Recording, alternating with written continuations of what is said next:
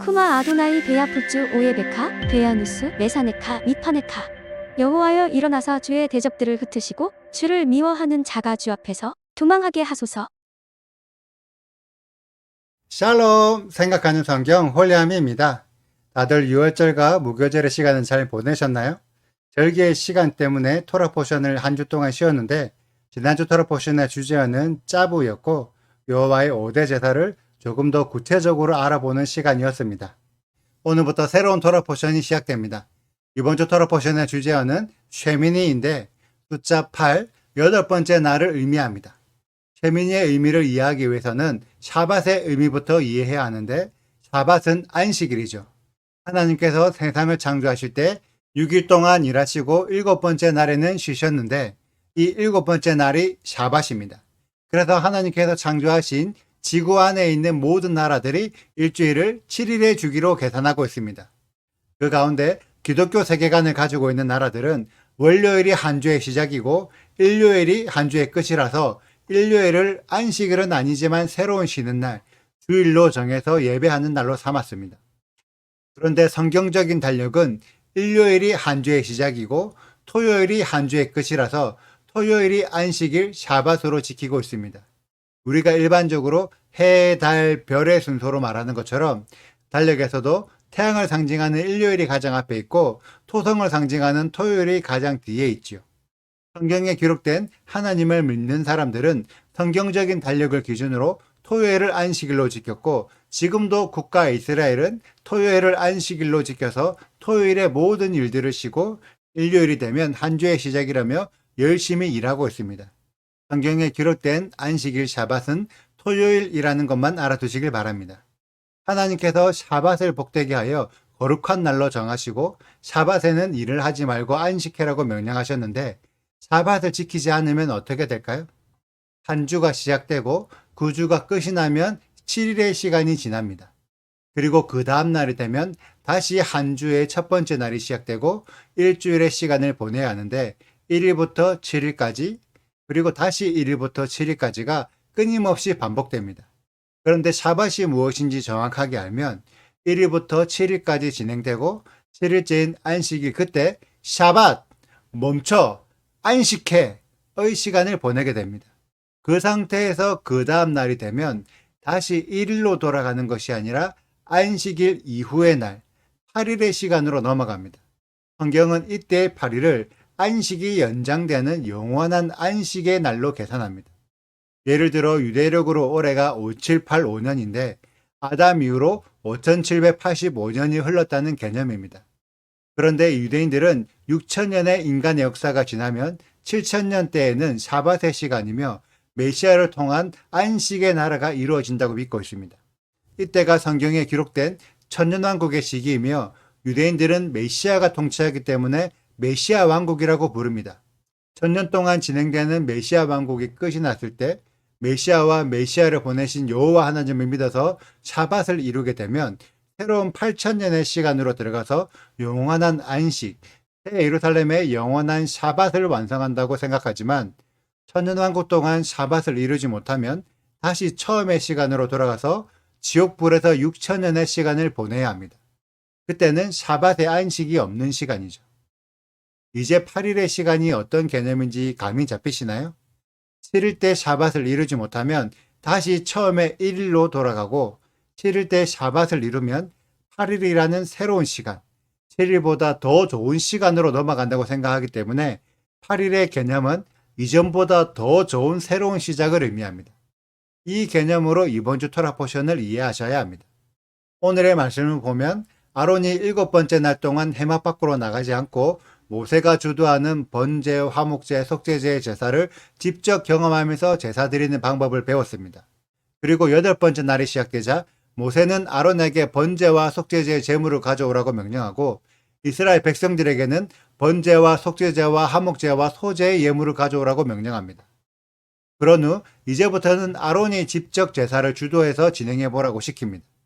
먼저 아론에게 자신을 위한 번제와 속죄제부터 시켜서 자기 스스로를 속죄하도록 하고 그 이후에 이스라엘 백성들을 위한 번제와 속죄제와 화목제와 소제를 드려서 이스라엘 백성들을 속죄하도록 명령합니다. 7일의 시간 동안은 모세가 제사를 주도했던 시간이라면 8일째는 아론이 제사를 주도해서 그동안 배웠던 것을 자신에게 먼저 시험하고 그 이후에 이스라엘 백성들을 위한 제사를 드려서 자신이 제사장으로 합당하다는 것을 증명하게 했습니다. 그래서 7일의 시간 동안 아론의 제사장 위임식이 진행되었지만 아직까지 아론은 정식 제사장이 아닙니다. 왜냐하면 아직 시험에 통과하지 못했거든요. 시험은 8일째 테스트 하는데 이 시험에서 통과해야 정식 제사장으로 임명될 수 있습니다. 아론과 그의 아들들이 과연 제사장의 시험에서 통과할 수 있을까요? 그런데 이 내용이 절기에도 동일하게 적용됩니다. 어제까지 유월절과 무교절의 시간이었는데 유월절 1일과 무교절 7일을 합하면 총 8일의 절기 기간을 보내게 됩니다. 이스라엘이 유월절에 애굽에서 떠났지만 이후로도 바로와 애굽의 병사들을 쫓아왔기 때문에 애굽에서 완전히 벗어난 것이 아니었습니다.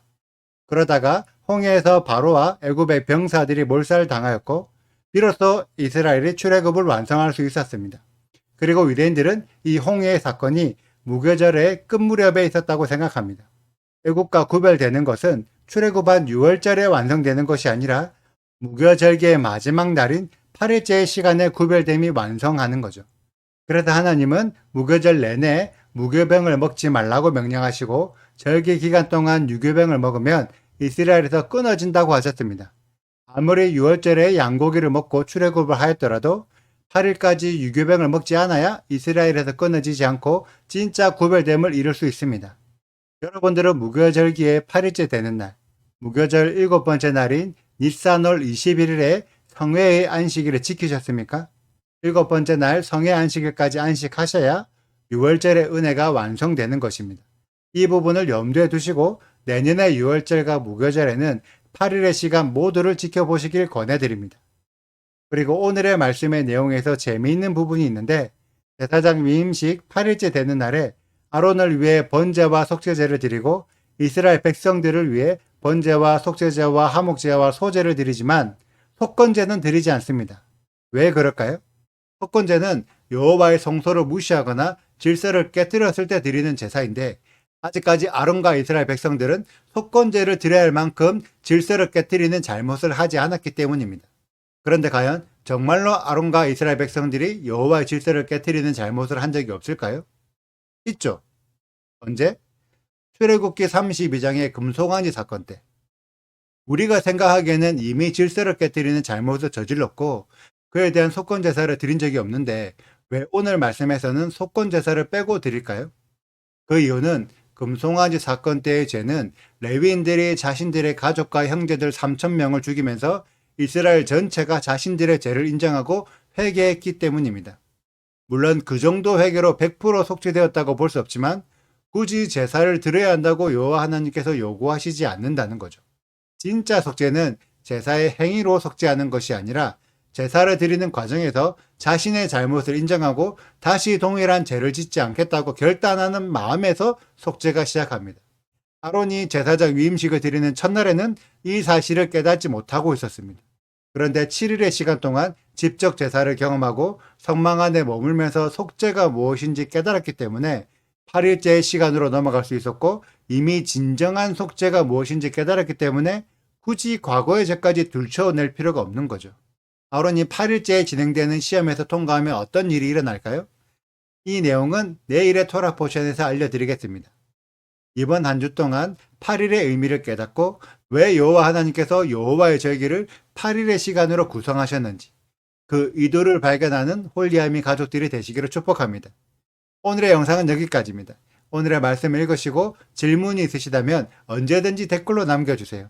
오늘도 감사합니다. 샬롬! 여덟째 날에 모세가 아론과 그의 아들들과 이스라엘 장로들을 불러다가 아론에게 이르되 속죄제를 위하여 흠없는 송아지를 가져오고 번제를 위하여 흠없는 순양을 여호와 앞에 가져다 드리고 이스라엘 자손에게 말하여 이르기를 너희는 속죄제를 위하여 순염소를 가져오고 또 번제를 위하여 1년 되고 흠없는 송아지와 어린 양을 가져오고 또 화목제를 위하여 여호와 앞에 드릴 수소와 순양을 가져오고 또 기름 섞은 소제물을 가져오라 하라. 오늘 여호와께서 너희에게 나타나실 것임이니라 하매 그들이 모세가 명령한 모든 것을 회막 앞으로 가져오고 온 회중이 나와 여호와 앞에 선지라. 모세가 이르되 이는 여호와께서 너희에게 하라고 명령하신 것이니 여호와의 영광이 너희에게 나타나리라. 모세가 또 아론에게 이르되 너는 제단에 나아가 내 속죄제와 내 번제를 드려서 너를 위하여 백성을 위하여 속죄하고 또 백성의 예물을 드려서 그들을 위하여 속죄하되 여호와의 명령대로 하라. 이에 아론이 제단에 나아가 자기를 위한 속죄제 송아지를 잡음에 아론의 아들들이 그 피를 아론에게 가져오니 아론이 손가락으로 그 피를 찍어 제단 뿔들에 바르고 그 피는 제단 밑에 쏟고 그 속죄제물의 기름과 콩팥과 간꺼풀을 제단 위에서 불사르니 여호와께서 모세에게 명령하심과 같았고 그 고기와 가죽은 진영 밖에서 불사르니라. 아론이 또 번제물을 잡음에 아론의 아들들이 그 피를 그에게로 가져오니 그가 그 피를 제단 사방에 뿌리고 그들이 또 번제의 제물 곧 그의 각과 머리를 그에게로 가져오매 그가 제단 위에서 불사르고 또 내장과 정강이는 씻어서 단 위에 있는 번제물 위에서 불사르니라. 그가 또 백성의 예물을 드리되 곧 백성을 위한 속죄제의 염소를 가져다가 잡아 전과 같이 죄를 위하여 드리고 또 번제물을 드리되 규례대로 드리고 구독과 좋아요를 눌러주세요. 그리고 알림 설정도 해주시고요. 그리고 하트도 꼭 눌러주세요. 슈바 아도나이 리베보트 알레페 이스라엘 여호와여 이스라엘 천만인에게로 돌아오소서.